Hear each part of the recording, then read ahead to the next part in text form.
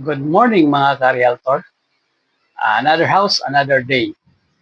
So, atong i-discuss karon regarding sa land title nga ang owner is namatay na. So, unsay mga proseso ang kinahanglan or mga process, unsa pag-process. So, ang proseso sa pag-transfer sa land title kung patay na ang original owner kay moagi sa estate settlement. Naaduha ka pamaagi. So, number one, extrajudicial settlement kung walay away ang mga heirs o walay away ang mga anak, mga igsoon, kung mapirma lang sila tanan, okay kayo. Kung walay lalis sa mga heirs, mahimo nilang isettle ang yuta pinaagi sa extrajudicial settlement of state. Kinahanglan ang mao kini ang mga requirements.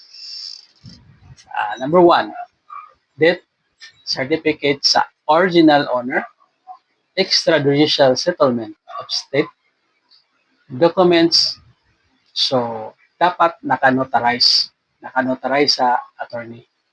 So,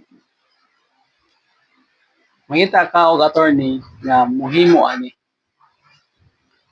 owner duplicate copy of land title, certificate of no tax liability, kini siya gikan sa BIR. So, dapat kini siya nakabayad na mo tanan, wala na mo'y tubangon.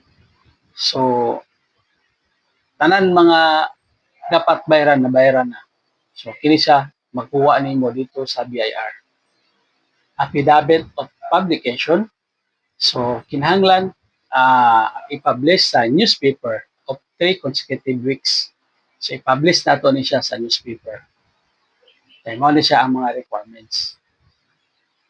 Tax declaration sa property. BIR clearance. So, car certificate of authorizing registration. Payment of state tax.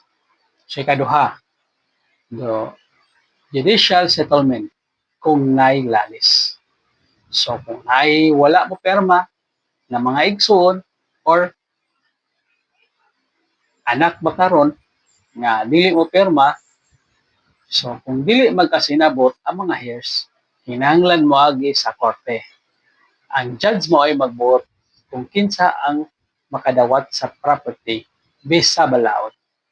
Pag-transfer sa title, pagkahuman sa settlement, i-process ang transfer sa registrar of deeds. So, mao ni ang mga pamaagi.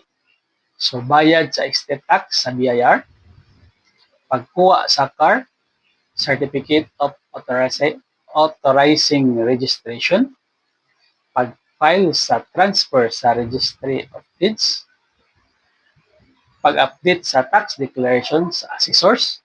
So, kini siya na ako'y video ani. So, na ako'y gidiscuss ani na unsa ang process. So, kung inyo ito nasundan, so kabalo mo unsa ang process ani.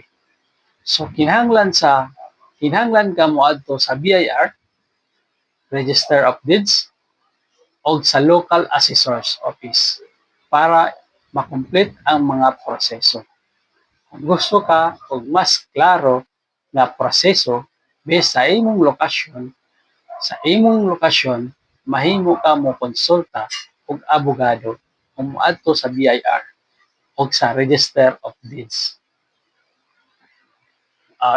If any suggestion or any comments, please comment down below para ato ang ma-discuss. Kung namoy pa-discuss, comment lang. So, this is Albert Puyos, licensed real estate salesperson. Good morning and God bless.